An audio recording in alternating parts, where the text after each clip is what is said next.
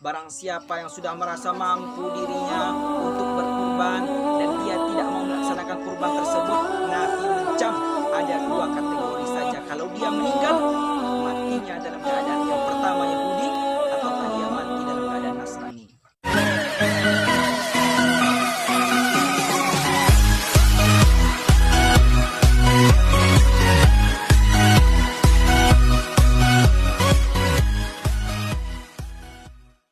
Bismillahirrahmanirrahim. Assalamualaikum warahmatullahi wabarakatuh.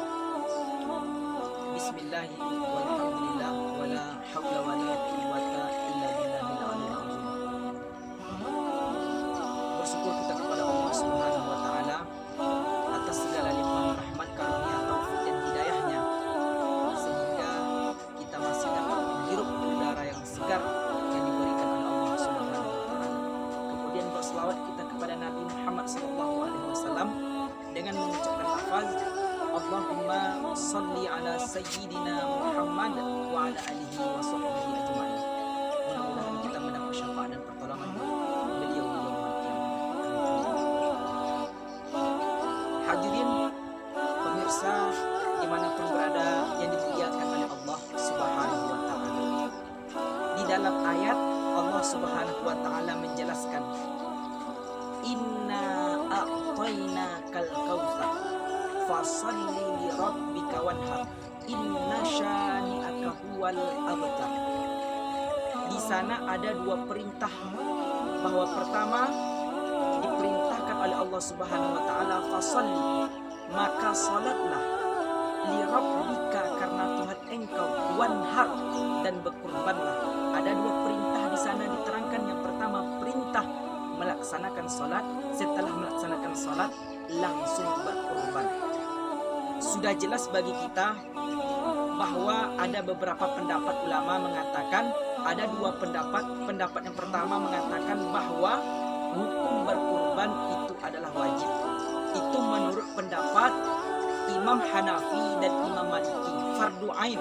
Sehingga barang siapa yang sudah mampu untuk berkurban dirinya dan dia tidak mau melaksanakan kurban itu, maka dia dianggap orang yang berdosa. Itu menurut pendapat Imam Hanafi dan Imam Maliki, wajib hukumnya berkurban.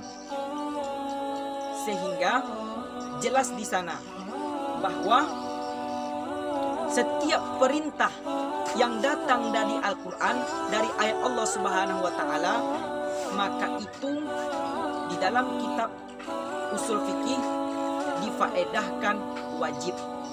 Aqimis shalah, dirikanlah salat. Salat ada ayatnya di dalam Al-Quran, maka hukum salat wajib. Wa ita'iz zakah, tunaikanlah zakat.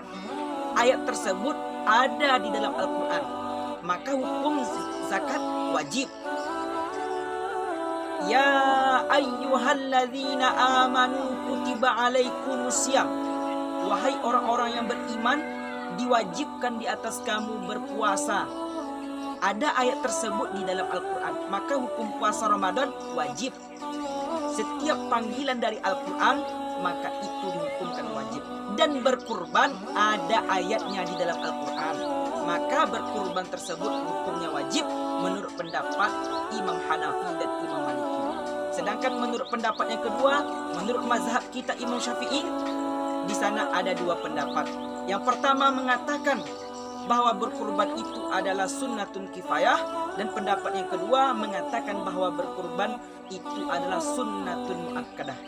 Sedangkan pendapat yang banyak dipakai menurut mazhab Imam Syafi'i mengatakan bahwa berkurban itu hukumnya sunnatun kifayah, sehingga barang siapa yang berkurban di setiap keluarga tersebut satu orang, maka yang lainnya mendapatkan pahala. Dalil ayat sudah kita baca. Dalil hadis, kita lihat hadis yang diriwayatkan oleh beberapa orang sahabat Nabi dari Abi Hurairah di dalam kitab karang oleh Imam Hambali dalam kitab Musnadnya, dan Ibnu Majah di dalam Sunannya mengatakan bahwa Nabi Muhammad Sallallahu Alaihi Wasallam bersabda, "Man lahu sa'atan Falam yadih, barang siapa yang sudah merasa mampu dirinya untuk melaksanakan kurban. Falam yadih, dan dia tidak mau melaksanakan kurban tersebut, apa ganjarannya? Falayyaqrabanna musallana, maka kata Nabi, maka jangan dekati tempat sholat kami ini.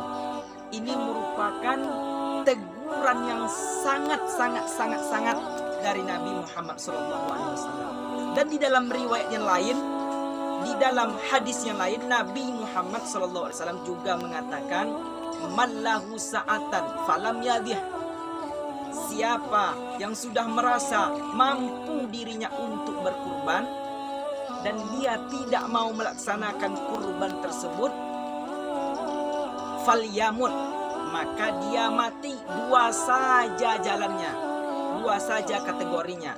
Insya'a Yahudian au Nasranian, apakah dia mati dalam keadaan Yahudi au Nasranian, ataukah dia mati dalam keadaan Nasrani. Hadirin pemirsa dimanapun berada yang dimuliakan oleh Allah Subhanahu wa ta'ala, sehingga barang siapa yang sudah merasa mampu dirinya untuk berkurban dan dia tidak mau melaksanakan kurban tersebut, Nabi mencam ada dua kategori saja. Kalau dia meninggal, matinya dalam keadaan yang pertama Yahudi, ataukah dia mati dalam keadaan Nasrani.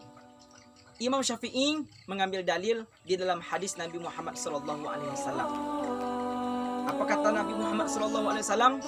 Lakum sunnatan tatawuan falanal wajib. Lanal wajib salah satu. Lakum sunnatan, bagi kalian itu adalah sunnah, walanal wajib, dan bagi kami itu wajib. Yang wajib ada tiga. Yang pertama melaksanakan salat witir, yang kedua berkurban, dan yang ketiga salat Aidil Adha. Inilah dalil bahwa Imam Syafi'i mengambil dalil hukum berkurban adalah sunnatul muakkad. Pemirsa yang dimuliakan oleh Allah Subhanahu wa taala dimanapun berada. Kemudian di sana dikatakan bahwa di dalam kitab tafsir salat di sana dikatakan salat Aidil Adha. Setelah kita melaksanakan salat Aidil Adha, baru kita diperbolehkan untuk berkurban. Kalau sebelum melaksanakan salat Idul Adha, sebelum selesai melaksanakan salat Idul Adha, kita belum diperbolehkan untuk berkurban. Dan di sini juga diterangkan bahwa berkurban itu diperuntukkan untuk orang-orang yang mampu berkurban. Secara kacamata fikihnya kita lihat seperti apa mereka yang sudah mampu untuk berkurban tersebut.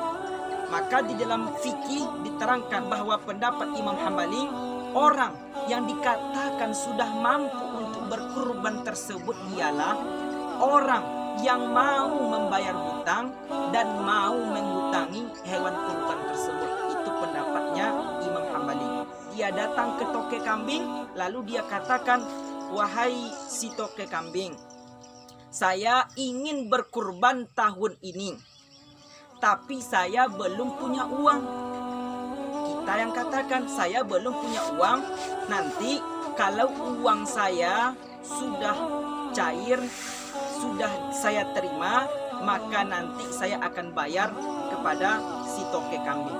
Orang yang seperti itu dikatakan orang yang sudah mampu untuk melaksanakan perintah ibadah berkurban. Itu pendapat Imam Hambali. Sedangkan menurut pendapat Imam Syafi'i, mazhab kita mengatakan bahwa yang dikatakan orang yang sudah mampu untuk berkurban tersebut orang yang ada berlebih dari bahan makanan pokoknya. Kita ambil contoh maknanya. Kita ambil 4 hari. Malam pertama takbir, malam pertama hari tasrik tanggal 11, malam kedua hari tasrik tanggal 12, malam ketiga hari tasrik tanggal 13. Jadi 4 malam. Kita tengok pada 4 malam ini. Seandainya makanan pokok kita setiap malamnya kita ambillah 100.000 setiap malam. Kita hitung 100.000 malam takbiran, 100.000 malam tasrik pertama, 100.000 malam tasrik yang kedua, 100.000 malam tasrik yang keempat. Jumlahnya semuanya ada 400.000 rupiah. Maka kita tengok pada malam takbiran uang kita ada 400.000 jumlahnya. Sedangkan untuk makanan pokok kita sudah mencukupi 400.000 dan sisanya itu lebih dari 400.000, bisa untuk membeli 1 ekor kambing. Maka kata Imam Syafi'i, kita dikatakan orang yang sudah mampu untuk melaksanakan ibadah perintah berkurban. Hadirin pemirsa yang dimuliakan oleh Allah Subhanahu wa taala. Jadi kalau kita lihat menurut kacamata kita, bukan menurut kacamata fikih, bukan menurut ulama, kita ini banyak yang tidak mampu. Sedangkan kalau kita lihat menurut hukum fikihnya, menurut kacamata fikihnya, kita ini sudah banyak yang mampu untuk melaksanakan ibadah kurban tersebut. Kalau kita lihat kacamata kita sendiri, banyak kita yang merasa tidak mampu. Bayangkan saja kaum muslimin dimanapun berada, uang kredit motor bisa kita bayar 1 bulan sampai 500.000. Sedangkan perintah berkurban cuma 1 kali 1 tahun. Kita tidak bisa mengeluarkan palingan 1 ekor kambing 2.300.000 atau 2.500.000. Itu pun 1 kali dalam setahun. Kita membayar kredit mobil, kredit Honda 1 bulannya 500.000. Kalau kita melihat kacamata fikih, kita sudah dikatakan orang yang mampu untuk berkurban. Tetapi kita melihat kacamata kita, banyak kita yang merasa tidak mampu dirinya. Ingat kata Nabi, barang siapa sudah merasa mampu dirinya untuk berkurban, tapi dia tidak mau melaksanakan ibadah kurban tersebut, falyamut. Maka 2 kategori saja, kalau dia meninggal dunia, meninggalnya dalam keadaan Yahudi ataukah meninggal dalam keadaan Nasrani. Ingat-ingat kaum muslimin dimanapun berada. Sekian yang dapat kami sampaikan. Mudah-mudahan menjadi semangat, menjadi pemicu buat kita, motivasi untuk kita amalkan dalam kehidupan kita sehari-hari. Wallahu muwaffiq ila aqwamit thoriq. Wassalamualaikum warahmatullahi wabarakatuh.